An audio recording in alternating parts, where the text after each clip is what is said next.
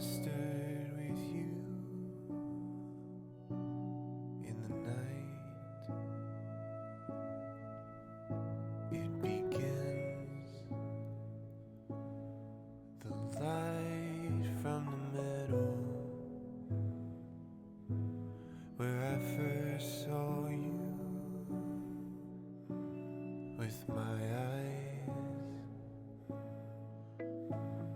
The road ahead, it was my road back.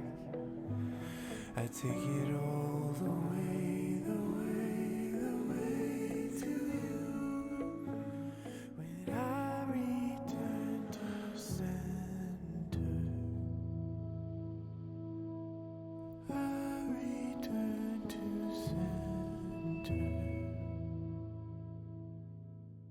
I return to center again and again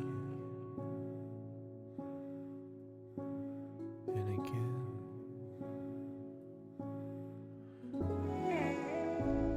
I was alone, I was awake, I was new here,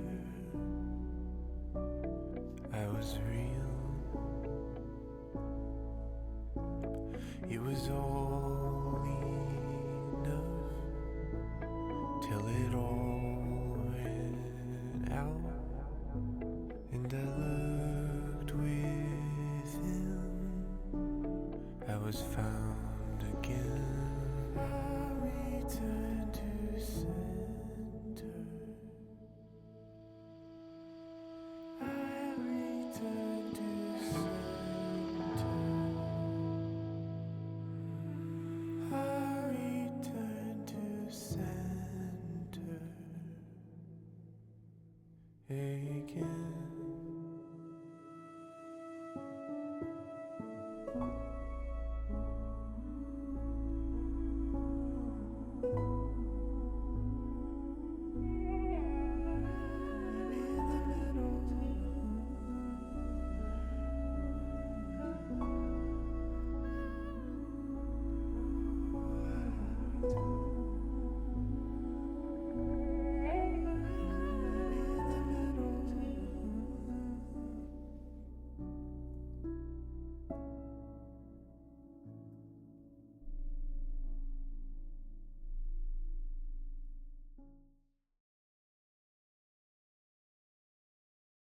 Mana sekretarisnya tolong dicatat.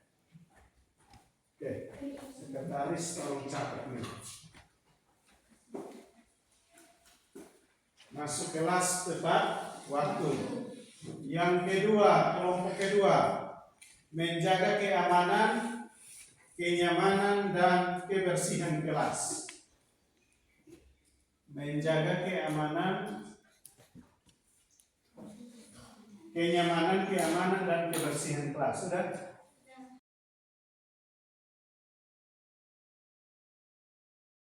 Spenmat, Spenmat, Spenmat,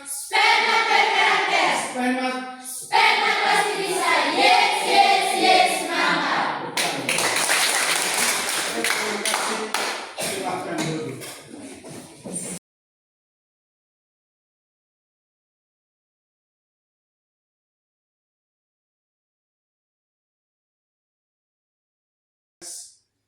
Mereka dengan sadar saya harus kerjakan tugas untuk kumpulkan karena ini berkaitan dengan masa depan saya misalnya. Jadi itu yang perlu kita tanamkan dalam diri anak-anak. Dalam disiplin positif ini ada nilai-nilai kebajikan, tidak kenyamanan atau hukuman, untuk mendapatkan imbalan atau penghargaan dari orang mereka inginkan dan menghargai diri sendiri dengan nilai yang mereka percayai. Jadi yang poin pertama dan poin kedua, seperti yang tadi saya katakan di awal, bahwa tujuan kita menerapkan atau menanamkan disiplin positif pada anak atau dalam aktivitas kita supaya anak itu sadar sendiri untuk melakukan sesuatu tanpa tiap hari. Kalau kita biasakan teriak, berarti tiap hari nanti kita teriak terus untuk berbuat sesuatu. Jadi kita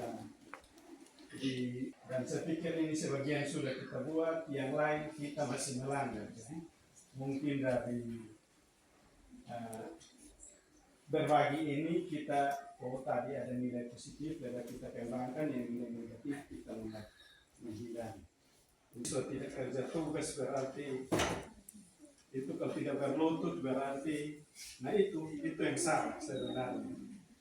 Kalau pohon telinga tidak bunyi berarti berlutut dan sebagainya, dan itu akan saya lakukan tiap kali masuk karena itu anak tidak sadar dan dia sudah siap terima resiko. Nah, itu yang harus kita ubah. Kemudian guru sebagai pembuat merasa bersalah, seperti contoh tadi, mungkin anak-anak ribut di kelas, begitu kita kasih tugas kita kembali ke sini, kita kerjakan, kita tidak masuk kelas, kepala sekolah sengaja lewat sini lihat jadwal, kita sudah mata di depan. Ini anak kepala sekolah tanya kelas mana yang ribut, kita sudah mulai tidak nyaman. Nah ini kita buat anak-anak supaya mereka hanya takut ketika ada teguran. Anak belum ada kesadaran untuk dia berubah. Kita kasih, kamu tolong ini kerja tugas, jangan ribut nanti bapak sekolah marah. Atau kalau kamu ribut terus nanti bapak yang guru piket marah dan sebagainya. Itu artinya anak belum sadar. Anak melakukan, anak diam di kelas karena takut ditegur atau kita ditegur atau anak ditegur. Jadi berarti anak belum ada. Lalu yang ketiga, guru sebagai teman. Guru sebagai teman, kita selama ini kita dengan siswa, kita posisikan diri sebagai guru bukan teman. Artinya kita agak jauh, ada nilai positif dan ada nilai negatif. Kadang kalau kita marah, terus saya kasih baru sebentar kami debat, saya bilang dulu kami kalau berdiri di lapangan itu anak baru jauh lihat guru, saya sudah berkurang. Tapi sekarang sudah agak berkurang kami karena hindari yang mulai jalan atau berlutut dari pagar, terlambat juga nere-nere masuk, dan itu saya pikir hal positif yang sudah kita buat. Kemudian guru sebagai pemantau, seperti yang tadi disampaikan, bahwa kita hanya pantau mereka untuk ada nilai negatifnya paling banyak. Kemudian guru sebagai manajer ini yang paling bagus, lebih banyak nilai positifnya, tidak ada nilai negatifnya. Guru sebagai manajer ini kita harus dengan anak ketika anak ada masalah atau persoalan, seperti yang kemarin kami lakukan di pergi dan cek.